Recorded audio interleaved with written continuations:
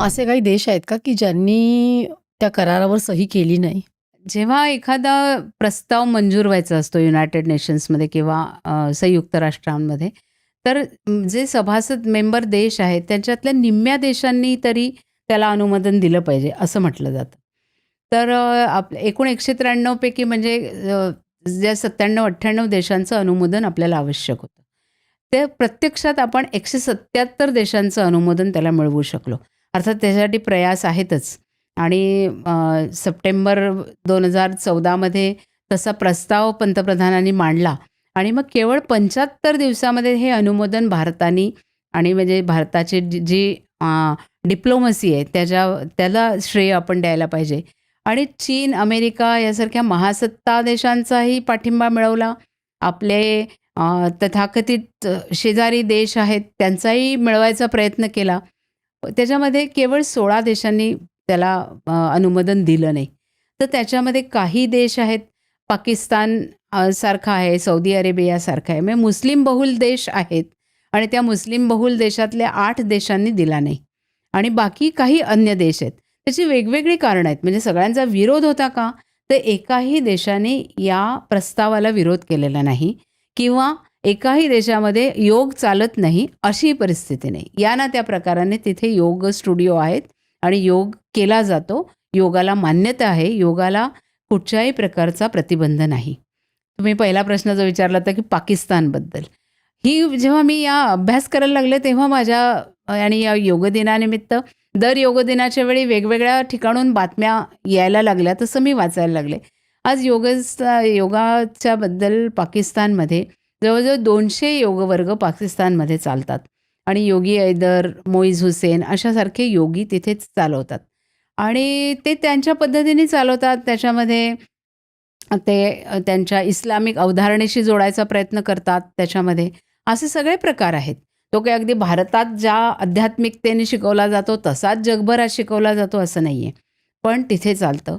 Saudi अरेबियाची तर म्हणजे जी कहाणी आहे ना, ती इतकी इंटरेस्टिंग आहे म्हणजे, की मी जसं म्हटलं, की 2018 मध्ये नौफ मरवाईला पद्मश्री मिळाली आणि 2017 मध्ये सौदी अरेबियामध्ये एका अर्थाने थोडंसं राजकीय परिवर्तन आलं. म्हणजे तिथले जे राजेशाही आहे त्याच्यामध्ये मोहम्मद बिन सलमान अल सौद असं ते राजपुत्राचा एका दृष्टीने राज्याभिषेक झाला. तर हे आधुनिक दृष्टिकोन असल्यामुळे त्यांनी अनेक सामाजिक सुधारणांना तिथे सुरुवात केली आणि रीमा म्हणून त्यांची जी बहीण आहे ती म्हणजे राजकुमारी आहे, ती बहीण नाही आहे नुसती, ते हे राजपुत्र आणि ती राजकुमारी आधिकारिक जे त्यांची नावं असतात त्याप्रमाणे आहेत. तर यांनी मग महिलांना अधिकाधिक स्वातंत्र्य देणं, महिलांना ड्रायव्हिंगचा परवाना देणं किंवा त्यांच्या स्थानिक स्वराज्य संस्थांमध्ये त्यांना मताधिकार मिळणं, अशा प्रकारच्या सुधारणांचं वारं सौदी अरेबियामध्ये व्हायला लागलं. आणि नौफ मरवाईचं वैशिष्ट्य हे, ती तर म्हणते की मी 2005-06 पासून योग शिकवते आणि सौदी अरेबियामध्ये योगावर बंदी कधीच नव्हती. त्यामुळे मी शिकवायला तर सुरुवात केली होती.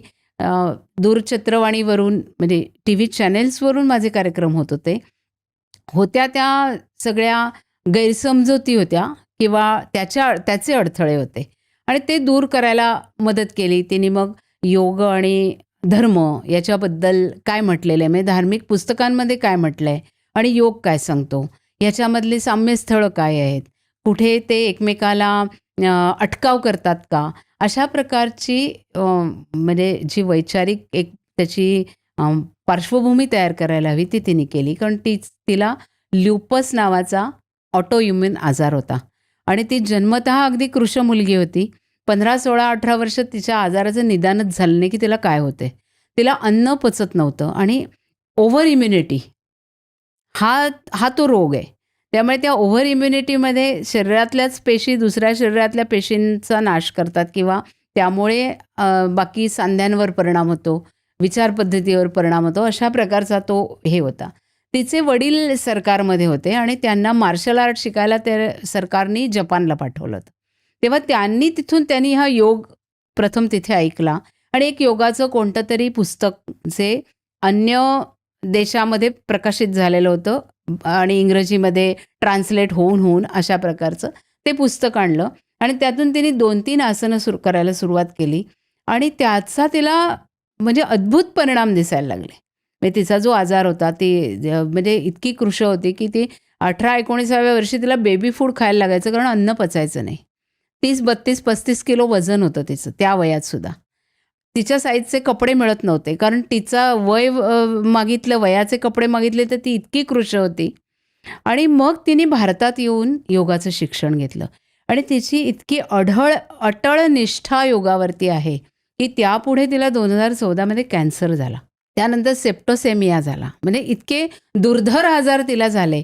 पण तिने केवळ निसर्गोपचार, योग याच्यावरची निष्ठा आणि प्रयत्न याच्यातून या सगळ्या आजारांवरती मात केली आणि केवळ व्यक्तिगत पातळीवरती तो न ठेवता तिने आधी सौदी योग फाउंडेशन म्हणून सुरू केलं. मग आता त्याचं नाव अरब योग फाउंडेशन झालं आणि तिने पूर्ण या इस्लामिक जगामध्ये योग नेण्यासाठी खूप प्रयत्न केला. आणि त्याचं कारण ती हे सांगते की अनेक देश आज इतके गरीब आहेत किंवा युद्धग्रस्त आहेत की त्यांची आरोग्य व्यवस्थाच नाही आहे. म्हणजे आज आपल्याकडे आपण किती टीका केली तरी सिव्हिल हॉस्पिटल असतं, पब्लिक हेल्थ सेंटर असतं की त्या ठिकाणी लोक अगदी जनसामान्य जाऊन काहीतरी औषधोपचार त्यांना मिळू शकतो. तशा प्रकारच्या व्यवस्थाच नाहीत, डॉक्टर्सच नाहीत. असं ज्या ठिकाणी आहे तर त्या ठिकाणी ती म्हणते की प्रिव्हेंटिव्ह मेडिसिन म्हणून आणि आजार होऊ नयेत म्हणून हे खूप करण्याची आवश्यकता आहे आणि म्हणून ती अनेक देशांमध्ये ऑनलाईन पद्धतीने योगाचं वर्ग शिकवते आणि फ्री अत्यंत म्हणजे विनाशुल्क अशा प्रकारचं तिचं काम चालतं. म्हणून तिचं जे यश आहे ना ते म्हणजे मी त्या पुस्तकात तिचं सुवर्णकन्या असा उल्लेख केला आहे आणि खरोखर झळाळून उठतं. कारण तिने तिच्या साधनेला केवळ आपल्या आजारांवर मात करण्याचं साधन म्हणून पाहिलं नाही, केवळ आपल्या देशापुरतं पाहिलं नाही, तर तिने जो सर्वे भवन्तु सुखिनः हा योगाचा मूलमंत्र आहे त्या लाईन्सवरती किंवा त्याच ध्येयाकडे घेऊन जाण्यासाठी ती प्रयत्न करते. म्हणून तिचं यश हे जास्त झळाळून उठतं असं वाटतं मला. ही क्लिप शेवटपर्यंत बघितल्याबद्दल खूप खूप धन्यवाद. संपूर्ण एपिसोड बघण्यासाठी खाली दिलेल्या लिंकवर क्लिक करा आणि सर्व काही चॅनलला सबस्क्राईब करायला विसरू नका.